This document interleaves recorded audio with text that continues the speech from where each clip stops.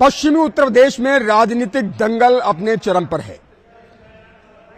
राजनीतिक पार्टियां एक दूसरे को पटखनी देने के लिए जोर आजमाइश कर रही हैं। एक तरफ राजनीतिक दंगल चल रहा है तो दूसरी तरफ पश्चिमी उत्तर प्रदेश में दंगल के खिलाड़ी यानी कुश्ती के खिलाड़ी देश दुनिया में नाम रोशन कर रहे हैं। न्यूज 18 की टीम आज दंगल के मैदान में मौजूद है। हम कुश्ती के खिलाड़ियों से बात करेंगे, चुनावी चर्चा करेंगे। सबसे पहले यहां की तस्वीरें देखिए कि किस तरह से ये सारे खिलाड़ी हैं और सुबह शाम दिन रात ये लोग मशक्कत करते हैं कुश्ती के खेल में अपना नाम रोशन करने के लिए।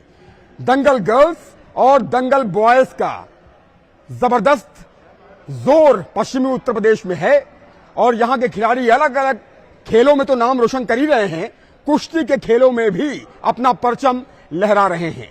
दंगल के इन्हीं खिलाड़ियों से आज हम चुनावी चर्चा करेंगे और जानेंगे कि माहौल क्या है। सबसे पहले आप लोग अपने लिए जोरदार तालियां बजा लीजिए। दंगल के खिलाड़ियों के लिए ये जोरदार तालियां हैं। ये पश्चिमी उत्तर प्रदेश में दंगल का माहौल है और ये भीड़ आप देख सकते हैं। गुरुजी यहां पर मौजूद हैं, जबर सिंह सोम जी मौजूद हैं और पिछले कई दशकों से ये दंगल के खिलाड़ी निकालते आए हैं। अंतर्राष्ट्रीय राष्ट्रीय स्तर पर यहां के खिलाड़ी देश दुनिया में अपना नाम रोशन कर रहे हैं। चाहे वो कॉमनवेल्थ गेम्स हो, चाहे वो जितना बड़ा प्लेटफॉर्म हो, यहां के खिलाड़ी अपना नाम रोशन करने के लिए बेताब रहते हैं। हम सीधा खिलाड़ियों से ही रूबरू होते हैं। सबसे पहले हम गुरुजी से बात कर लेते हैं। गुरुजी क्या कहेंगे? मैं देख रहा हूं कि आप पिछले कई दशकों से दंगल के खिलाड़ियों को ट्रेन कर रहे हैं, उनको तैयार कर रहे हैं और देश दुनिया में यहां के खिलाड़ी नाम रोशन कर रहे हैं। आजकल राजनीतिक दंगल भी खूब चल रहा है। पहले इन खिलाड़ियों के बारे में बताइए और राजनीतिक दंगल के बारे में आपके क्या विचार है? मेरा नाम डॉक्टर जबर सिंह सोम है, रेसलिंग कोच चौधरी चरण सिंह विश्वविद्यालय मेरठ। इस सेंटर के 25 लड़कियां और 3 लड़के जो इंटरनेशनल लेवल से जो है मेडल लिए हुए हैं। और एक इस गद्दे का तो केवल एक ओलंपिक बचा है। यूनिवर्सिटी का तो वो भी पूरा है। यूनिवर्सिटी में तो जो है भाई जो ओलंपिक में लगातार 2 मेडल गोल्ड मतलब एक बार ब्रोंज एक बार सिल्वर लिया है, वो भी इसी विश्वविद्यालय का है। लेकिन इस गद्दे के जो है 25 लड़कियां और 3 लड़के जो इंटरनेशनल लेवल से मेडल लिए हुए हैं।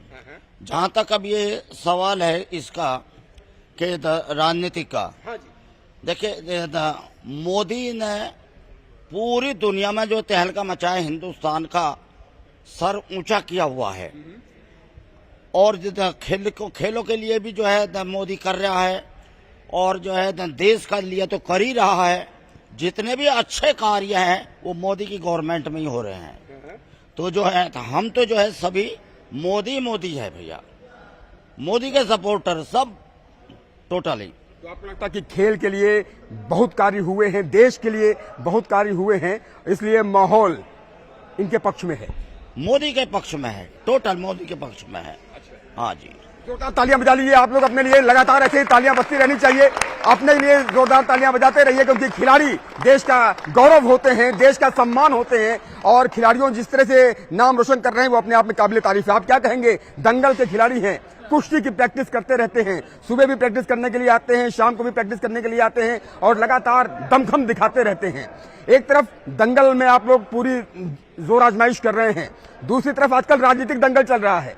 नेता पार्टियां एक दूसरे को पटखनी देने के लिए तैयार हैं। तो कौन सा दांव किसका चलने वाला है?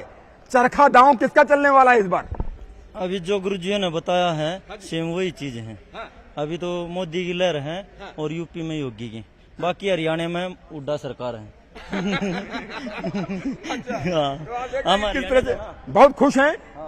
हाँ जी, ऐसी राजनीतिक बयानबाजियां आजकल चल रही हैं, आप लोग हर तरह से समझते होंगे, जानते होंगे कि क्या क्या बोला जा रहा है। जनता के दिल को जीतने के लिए राजनीतिक पार्टियां कैसी कवायद कर रही हैं।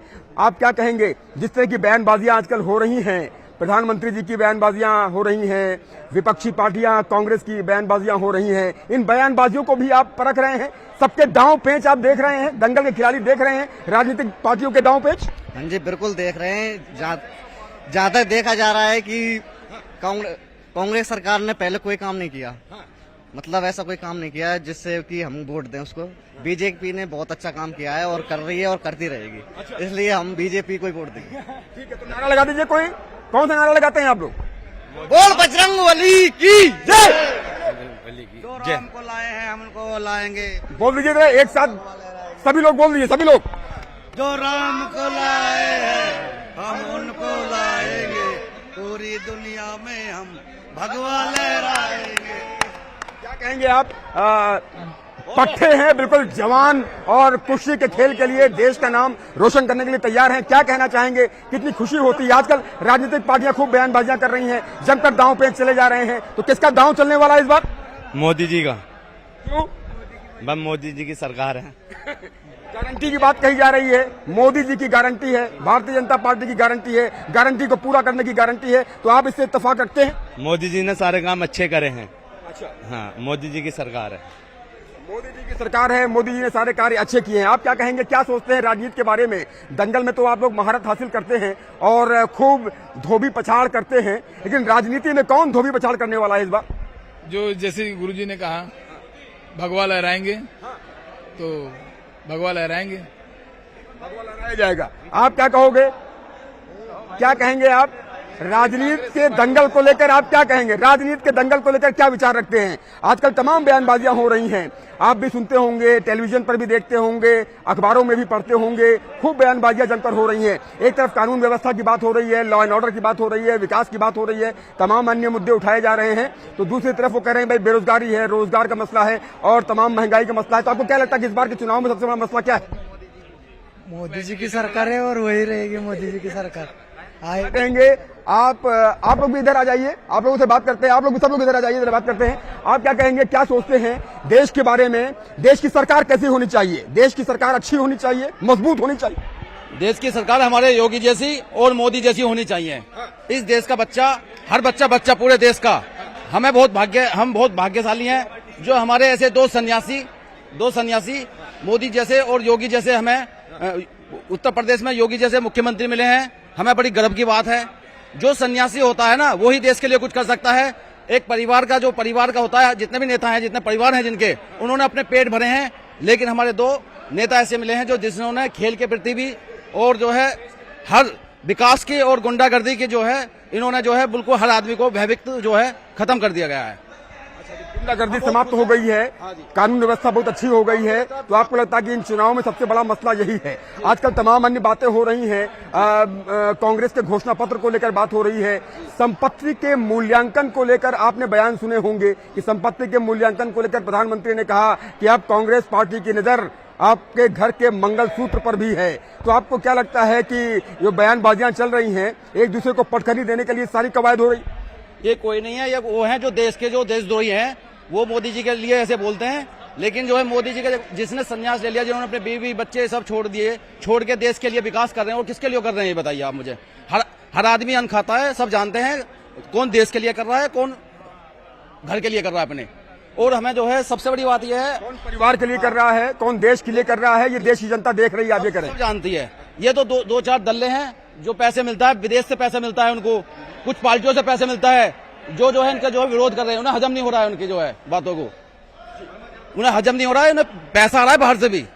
जी आप देखिए यहाँ पर खिलाड़ी सारे कुश्ती कर रहे हैं, एक दूसरे को जरा कुश्ती में भी दांव पेच दिखा दीजिए। ये देखिए कि किस तरह से यहाँ पर कुश्ती हो रही है और एक दूसरे को पटकनी देने के लिए खिलाड़ी जुटे रहते हैं, ऐसे ही मशक्कत करते रहते हैं और ऐसे ही आजकल राजनीति चल रही है। राजनीति में एक दूसरे को पटकनी देने के लिए खिलाड़ी ऐसे ही तैयार रहते हैं। आप देखिए, इसे शायद धोबी पछाड़ दांव कहते हैं, जरा धोबी पछाड़ दांव भी दिखा दीजिए। ये धोबी पछाड़ इसे कहते हैं और ये देखिए कैसे ये दांव पेच दिखा रहे हैं। राजनीति का दंगल भी आजकल ऐसा ही चल रहा है। एक तरफ भारतीय जनता पार्टी तमाम मुद्दों के साथ जनता के बीच में है, तो दूसरी तरफ विपक्षी पार्टियां, इंडी गठबंधन तमाम मुद्दों के साथ जनता के बीच में है। लेकिन जनता है ये सब समझती है। इस हॉल को भी दिखाइए अभिषेक कि किस तरह से यहाँ खिलाड़ी प्रैक्टिस करते रहते हैं। अलका तोमर जैसी खिलाड़ी यहीं से प्रैक्टिस करके आगे निकली है। आप ही बताइए भाई साहब, इधर आइए, आपने अभी कौन सा दांव दिखाया? ये कौन सा दांव था? धोबी पछाड़ कहते हैं। कितने दांव होते हैं दंगल में? दंगल में दाव तो बहुत सारे होते हैं। कुछ नाम बताइए जो हम भी सीखें। धोबी, कलाजंग, ढाक, गिट्टा, पट। अच्छा, और चरखा दांव भी कोई होता है क्या? चरखा दांव क्या होता है? चरखा दांव भी होता है, पैर से डाले जाता है। चरखा दांव दिखाइए।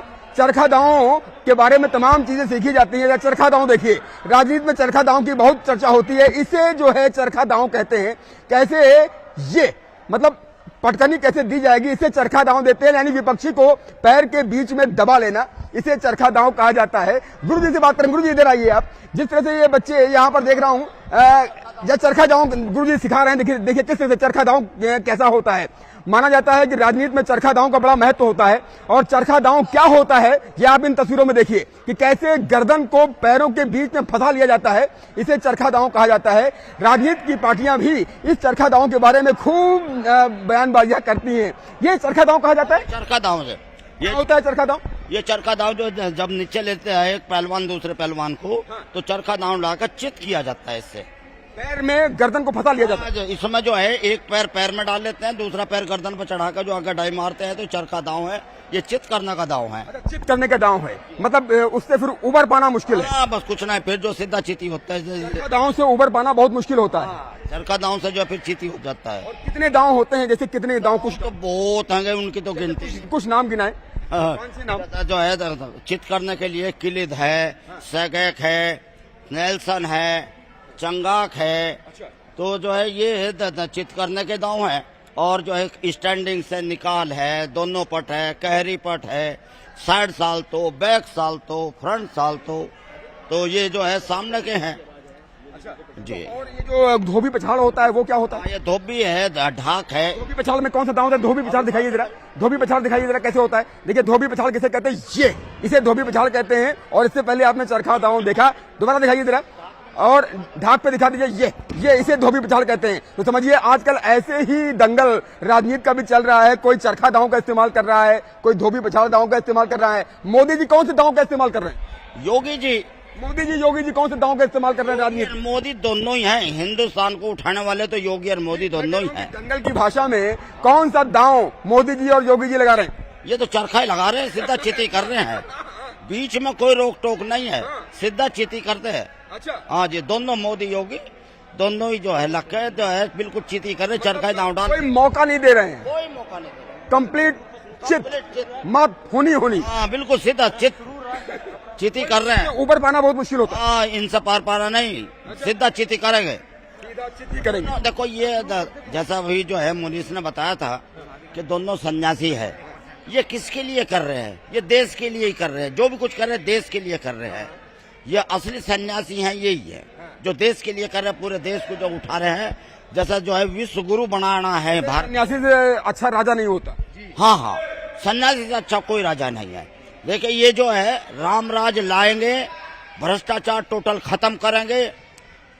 नहीं तो जो है भ्रष्टाचार की नींव बहुत गहरी जा रही थी। कि जो है अरविंद केजरीवाल को भी जेल जाना पड़ रहा है, हेमंत सोरेन को भी जेल जाना पड़ रहा है। करप्शन पर बहुत तगड़ा प्रहार है।